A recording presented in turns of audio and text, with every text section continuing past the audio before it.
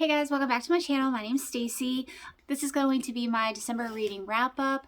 I have a million videos that I really want to be filming, but I am overwhelmed with life currently. I've had several emergency type things happen, including a pipe bursting in my house on Christmas Day. That has caused a bit of chaos and is throwing off my schedule. So I am going to be getting to my favorite books of 2022, my least favorite books of 2022, and a couple other videos. But I think they're going to have to wait until January, so be on the lookout for those. But yeah, with that being said, let's go ahead and talk about the books that I read in December. The first book that I read was called A Wreath of Snow by Liz Curtis Higgs. That is a Christian historical Christmas book. I gave that one 4 stars. I thought it was very sweet. I really liked it. It was a story of forgiveness and redemption. And it's a story about a man who accidentally injured a kid when he was a kid. He ended up moving far away from home and trying to escape his past life. And then he ends up on the same train as the sister of the boy that he injured. And a snowstorm happens and they are thrown into this situation together. I don't want to say any more because spoilers, but it was a really sweet, lovely story of forgiveness and I really enjoyed it. The next one I read was called The Christmas Bus by Melody Carlson. She is another Christian author. She writes a ton of Christmas books. This is the first Christmas book that I've read from her, I think. I gave this one 4 stars also. This was more like a slice of life story about this town. The town kind of makes its living off of Christmas, and the main character is a woman who owns a bed and breakfast in her house. Her husband is the preacher, and this couple, this young married couple the woman is pregnant, their bus breaks down in the town, and the woman who owns the bed and breakfast takes them in and helps take care of them. And people come together from all over the town to figure out how to help this couple. This story reminded me a lot of the town of Mitford, or the book Mitford, the way it's written. But if you like slice of life, hometown kind of stories, I think you'd really like this. It was sweet, it was cute, and I gave it 4 stars. The next book I finished was Once Upon a Wardrobe by Patti, Callhan. I gave this book 5 stars. This was such an amazing book. I loved every second of this book. It was just so lovely. This book is about a little boy who's basically dying. He has a heart condition. He's dying. He reads Narnia, falls in love with the world, and he really wants his older sister, who goes to the college where C.S. Lewis teaches. He wants her to meet C.S. Lewis and ask him how he came up with Narnia. Where does Narnia come from? And so the book is basically her getting together with C.S. Lewis and his brother, and C.S. Lewis is retelling her stories from his life, and through the stories you find out kind of where different ideas from Narnia came from. I absolutely fell in love with all the characters of this book. This sister is the best sister ever. The little brother is so adorable and so strong and so brave, even though he's dying. There is a relationship that the sister has with another boy that goes to the college, and I think that was just the sweetest thing I've ever read. C.S. Lewis and his brother were amazing. I loved every character. This story was just the nicest thing to read at Christmas time. You don't have to read it at Christmas, but there are Christmas bits in it, and it is I felt like it was very wintry. It was just the sweetest thing. I absolutely loved it. Next one, a very non-Christmassy book that I read is Castle Shade by Laurie R. King. Laurie R. King writes Sherlock stories, but from the point of view mainly of his wife. So Sherlock, in his old age, marries a woman named Mary Russell, and she tags along with him on all his adventures. This is the second book that I've read from this series. The first one was The Moor that I read in October. I loved that one as well. This one I think I liked a little bit more. I loved the relationship between Mary Russell and Sherlock, and that surprises me because I'm so used to Sherlock being either a loner or with Watson, and I honestly didn't think I would love him with a woman, but I absolutely do. I think it's just written so well. I think Mary Russell is a perfect partner for Sherlock, and they work together really well. Anyway, this book is set in Romania, in Transylvania, in a castle. The scenery, the descriptions of the country and the people had me transported. I was literally there, and I love when books can do that, but it wasn't too much. It was just the right amount of scenery descriptions.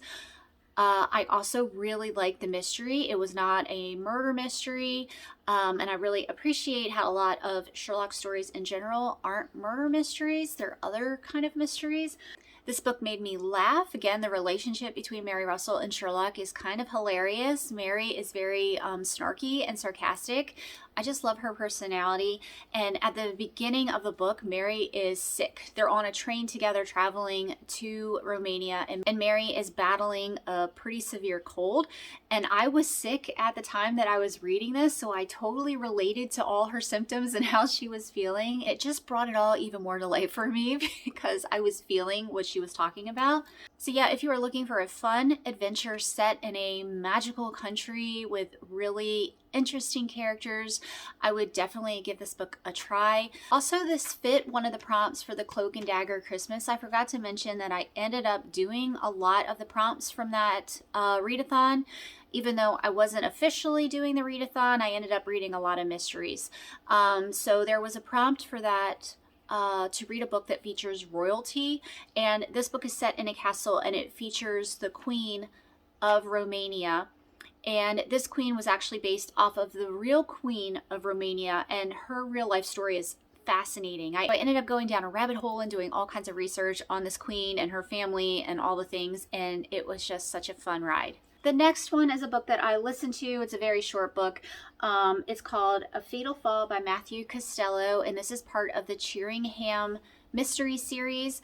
I've read maybe 3 or 4 of the other books in this series. It's a very long series. There's like 30 books in this, but they're all very short. When you listen to it, it's about 2 to 3 hours long. This was also a part of the Cloak and Dagger Christmas to listen to a crime narrative. This series is about a cop from New York, a retired cop from New York, who moves to this tiny village in England called Cheeringham, and he becomes best friends with a single mom named Sarah, and murders happen around the town, and him and Sarah end up investigating the murders. This one had to do with a construction worker who fell off of scaffolding. So they were trying to figure out if it was an accident or murder.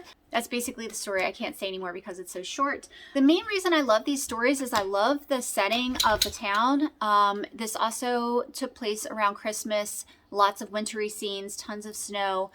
So I love the setting, and I love the narration. I think the narrator does a great job of doing the New York cop's voice and all the other British voices.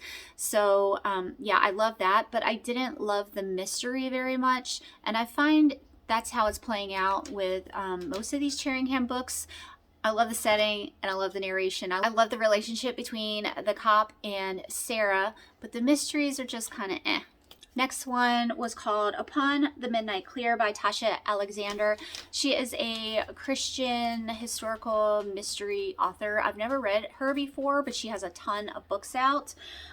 This one also fits one of the prompts for Cloak and Dagger Christmas for set in another country. This one took place in England, and it also talked about Scotland a lot.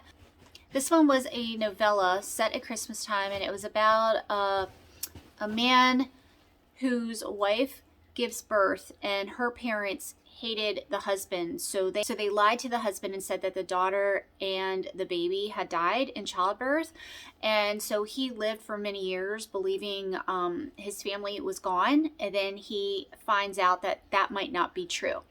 Again, this is a very short story, so I can't tell you anymore, but there was good faith in this story. I liked the characters. But the main couple who is kind of solving this mystery, they have children who I think are about 6 years old, and the kids speak like old men. And I thought that was weird. So I feel like there's something I must be missing in like the other books because they're all connected. I don't understand why the kids speak the way they do, and that was throwing me off. But other than that, that was a pretty good story, and I gave it 4 stars. Next one was another 5-star read for me. I had a pretty good month in December, and that one was Between Shades of Grey by Ruta Sepetys. Wow. I started out thinking, this book is so sad, so depressing. It's probably not the best book to read at Christmas time. It was definitely the opposite of all the, lovely romance Christmas stories, because it's about when the Soviets went into Lithuania and basically kidnapped all of these people, threw them onto cattle trains, and sent them to Siberian work camps. It was so sad. And every page you read is sadder than the last. So yeah, I was questioning why I was reading it during Christmas, but let me tell you, when our pipe burst and there was water spewing all over my bathroom and all over my attic, I was thinking to myself, like, wow, how blessed am I that I have water running through my house, that this is where I live, that I have a house. That book really put things into perspective for me.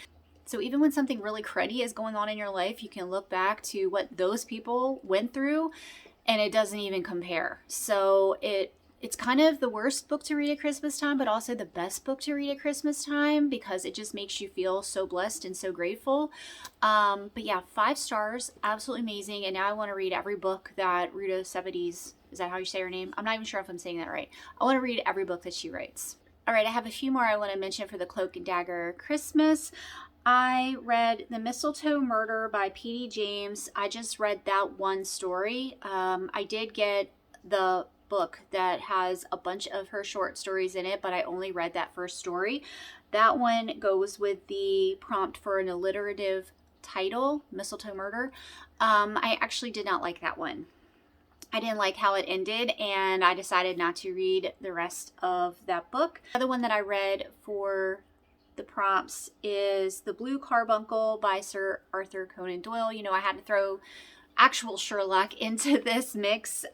This one I read for the wildcard read because it's just a short story, and I believe it's in the collection The Adventures of Sherlock Holmes. I'm pretty sure that's where it's at. I like this one. I thought it was quite clever. It's about a jewel that goes missing, and a man is accused of the theft, and then you find out that things happen. I can't really talk about it, but it is the Sherlock Christmas story. I believe it's the only one set during Christmas time. It's not very Christmassy though. It's just set around Christmas, but I did like it, and there isn't a murder in it either. I also picked up Sherlock Holmes and the 12 Days of Christmas, written by Roger Riccard. So again, this is a different author writing Sherlock stories. I read the first 3 stories in this book. They're all based off the 12 Days of Christmas. And again, I don't think any of those 3 were murder stories. It's like theft, kidnapping, stuff like that. And I gotta say, I loved Roger Riccard's writing. It's exactly like Sherlock, but he added in Christian faith. There were absolutely bits thrown in there that I was like, wait a minute, is this a Christian author? Is he trying to, slip faith into these stories? So I want to look him up because I think the author probably is a Christian, and I really appreciated all those little bits that were in these stories. I definitely 100% want to finish this whole book, but I think I want to wait until next Christmas to continue with the other stories. Each story was pretty Christmassy, and I just didn't want to overdo it all at once, but I highly recommend that book. Okay, I also wanted to mention the other prompts that go along with Cloak and Dagger Christmas that weren't really book related. Another one that I completed was watching Cozy Mysteries.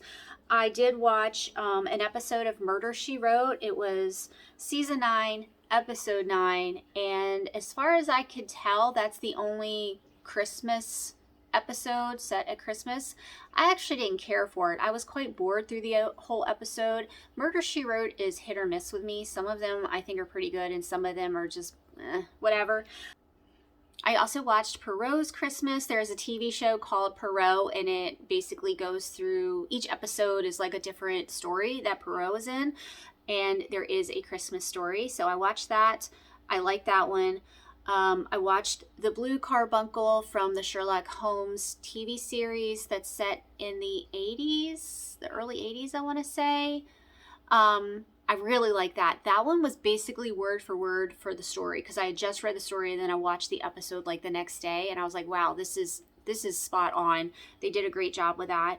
Then my favorite thing that I watched in December, if you guys like Charles Dickens, if you like Victorian London, if you like mysteries, you have to watch this show. It was so good. But it's called Dickensian. I will post like a little picture of it. This show is a mystery show. So the very first episode, Jacob Marley is killed and a detective comes in to solve the murder, and all of the characters in the show are based off of different Charles Dickens book characters from different books, but they're all kind of interconnected. There were people from Oliver Twist, from Bleak House, from Great Expectations. I loved this show. I thought it was so fun, the way they connected all these different characters together and how they were interacting from different worlds, but all together in like the same neighborhood. It was fantastic. Sadly, it's only one season. It did end well. It ended and it kind of wrapped up everything. But I do feel the show could have gone on and had multiple seasons. That would have been so great. So yeah, if mystery or Charles Dickens is your thing, please watch that show. I think it was on Amazon. And now I want to read all the Dickens. This is why I struggle with TBRs, because even if I think these are the books that I want to read, I get completely sidetracked because of something else I see or something else I read. So I watched this show and now I just want to read all the Dickens. Or I read a really good Sherlock book and now I just want to read all the Sherlock. So it just kind of throws TBRs out the window for me. Anyway, those are my struggles. I'm going to go ahead and end this here. I hope y'all had a great December, a great Christmas, and I will see y'all soon. Bye.